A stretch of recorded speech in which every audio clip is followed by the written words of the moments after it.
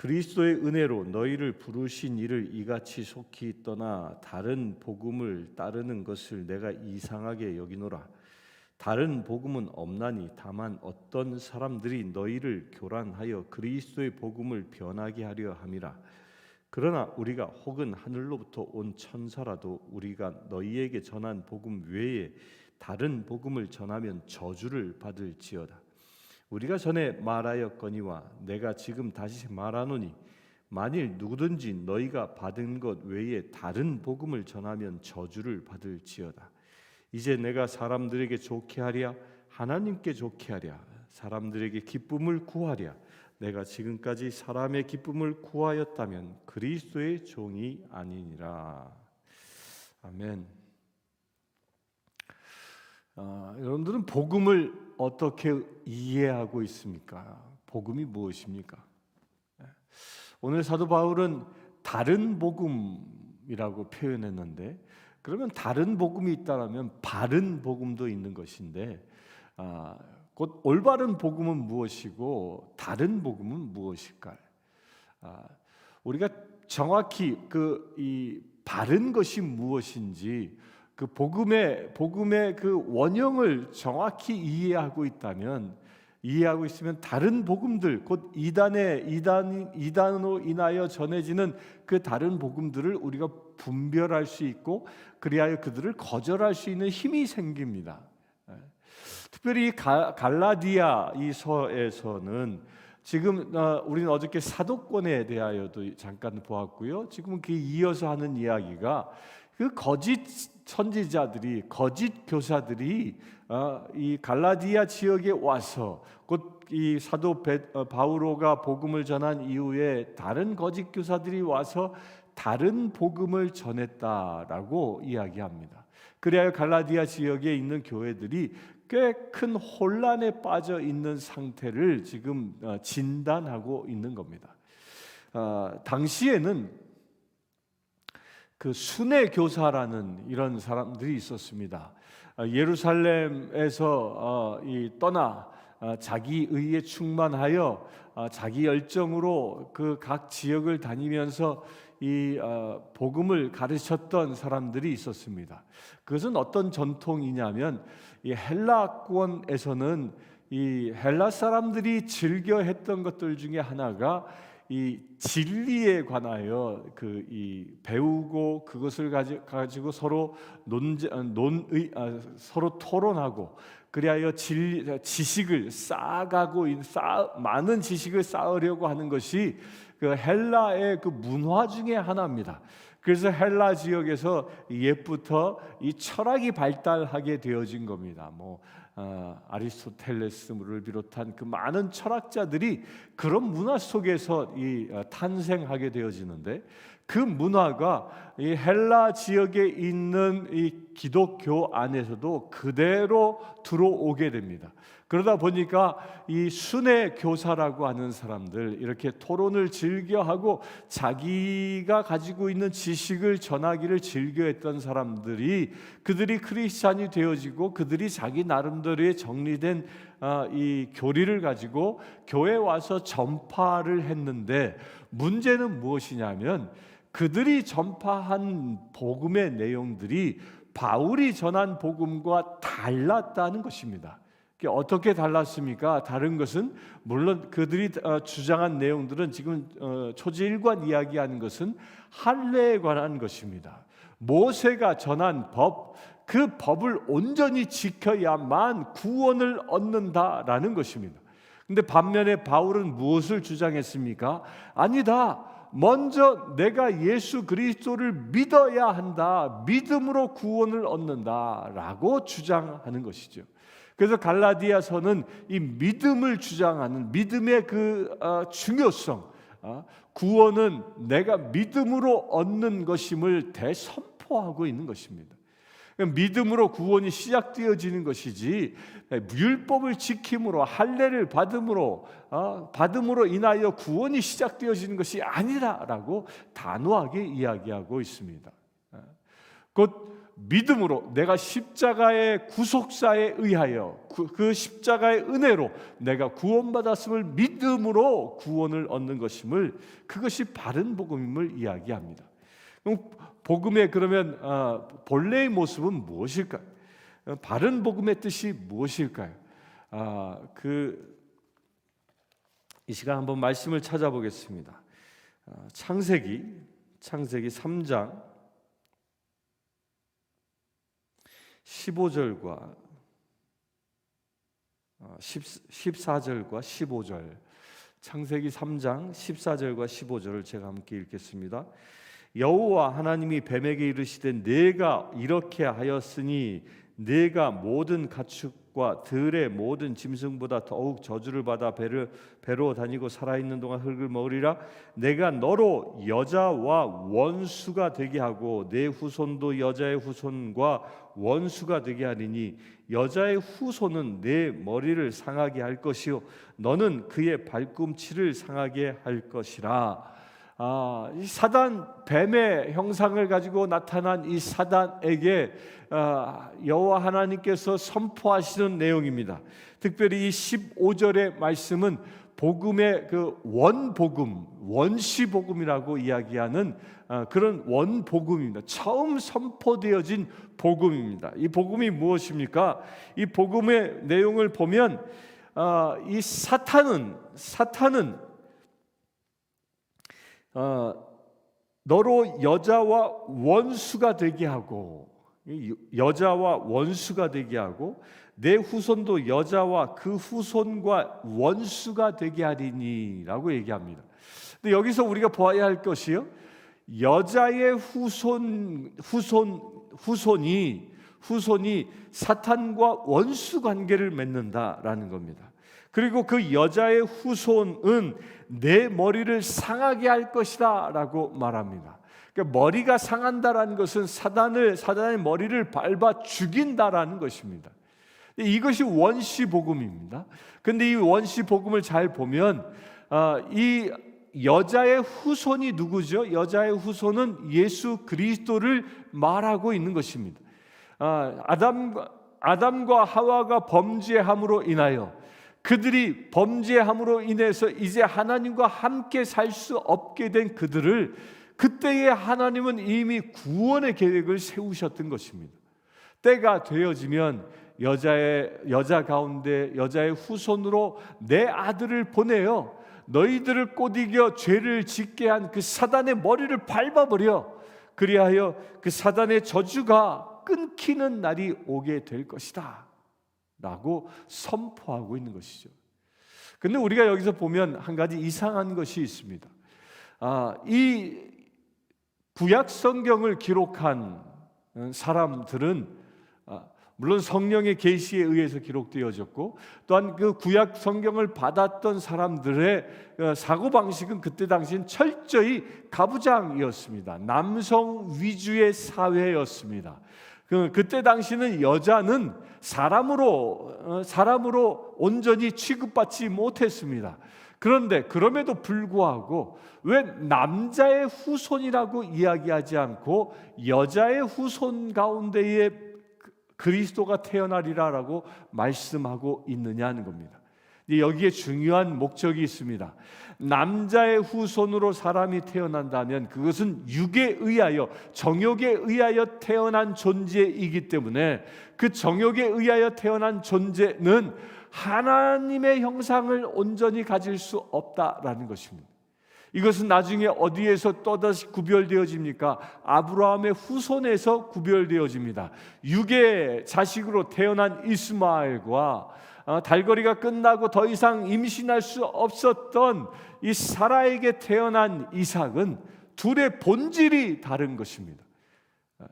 이스마엘은 아브라함의 그 육의 피를 받아서 태어난 사람이라면 이삭은 육의 피에 의하여 태어난 존재가 아니라 하나님의 특별한 계시에 의하여 태어난 존재였던 것이죠. 그래서 이삭은 예수 그리스도의 표징인 것입니다. 그렇듯 이 여자의 후손은 예수 그리스도이시다라는 겁니다. 이렇게 죄가 없이 인간의 육적인 욕정에 의하여 태어난 사람이 아니라 성령 하나님에 의하여 태어난 존재, 그 성령 하나님에 의하여 태어난 존재만이 사단을 대적하여 승리할 수 있다라는 겁니다. 그 성령 하나님에 의하여 태어난 그 메시아, 그 그리스도만이 사단을 꺾고 우리를 죽음의 권세에서 건질 수 있다라는 겁니다. 그분이 누구? 예수 그리스도라는 것입니다. 이게 원복음입니다. 그 머리를 상하게 할 것이요 너는 그의 발꿈치를 상하게 할 것이다. 이 말은 무엇이죠?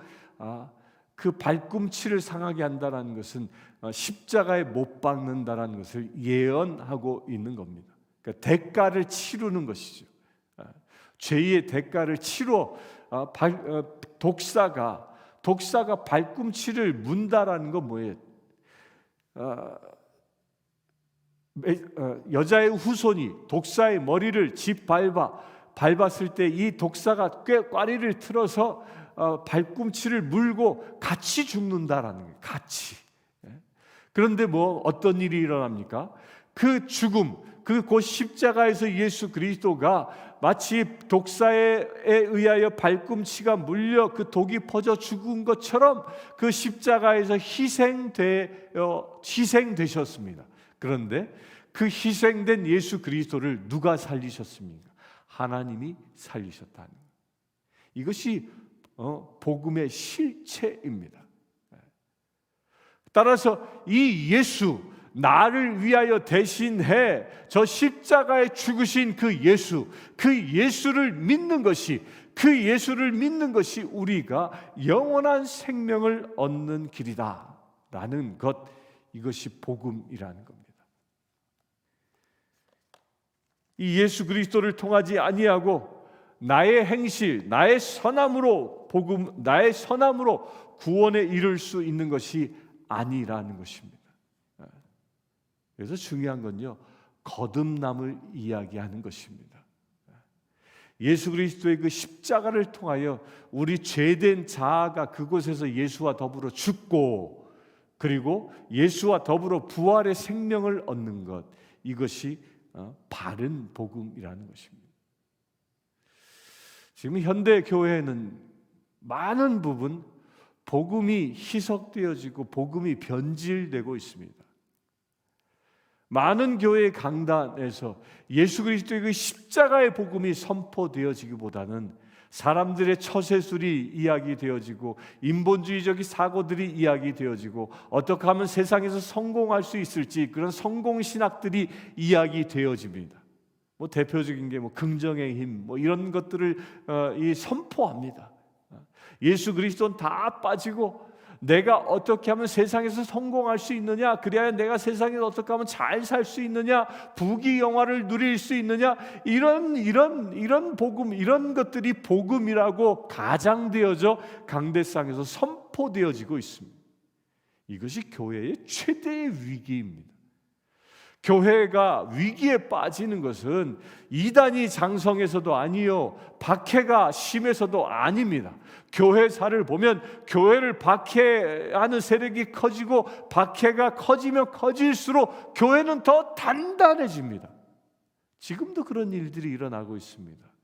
중국의 한 예를 보면 중국엔 두 가지 유형의 교회가 있습니다. 하나는 이 삼자교회라는 정부에서 공인한 교회가 있고, 또 하나는 가정교회라 해서 정부에서 공인하지 않은 불법적인 교회가 있습니다.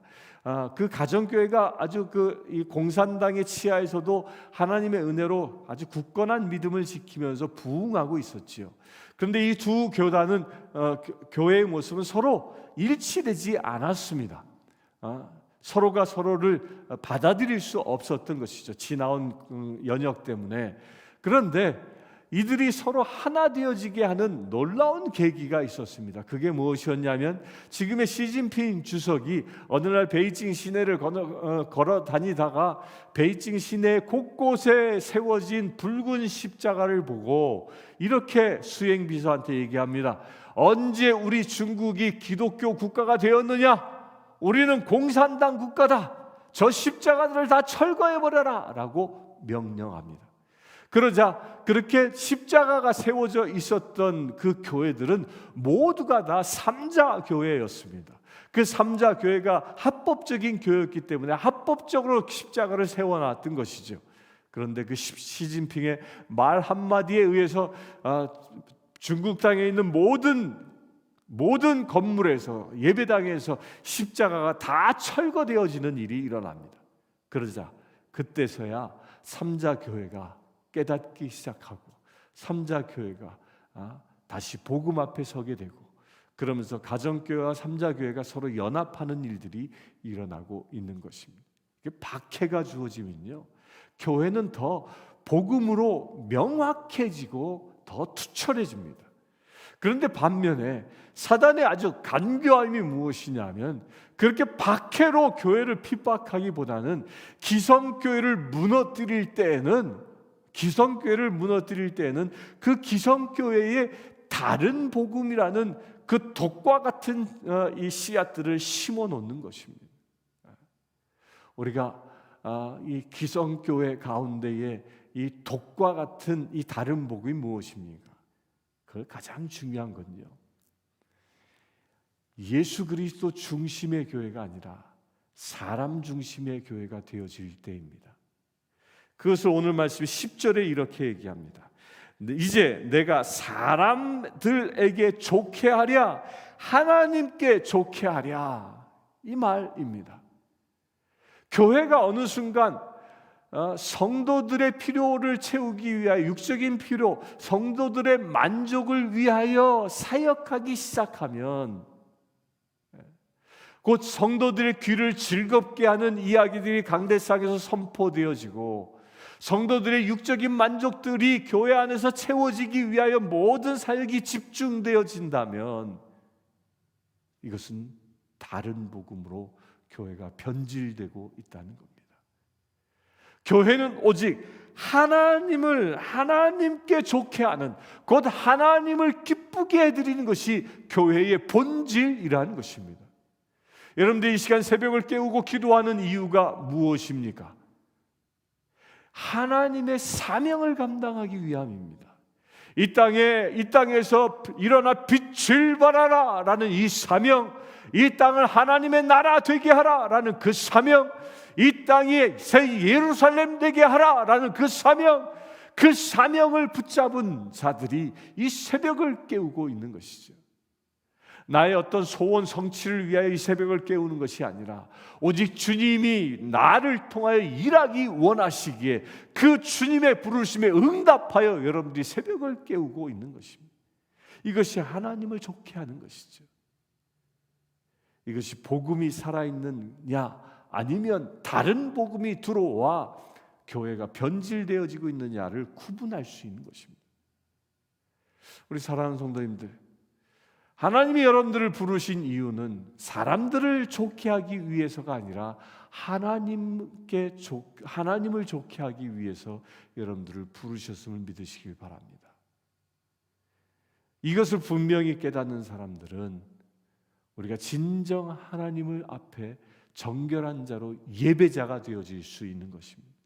우리가 그렇게 예배자 되어질 때 진정 우리는 서로 하나 되어져 한 마음 되어져 오직 하나님만 경외하고자 하는 그 마음으로만 똘똘 뭉치게 되어지고, 그런 신앙의 모습들, 그런 신앙의 열정들이 모이는 교회가 되어졌을 때 진정 이 교회를 통하여 예수 그리스도의 복음이 올바르게 설 수 있게 되어지는 것입니다.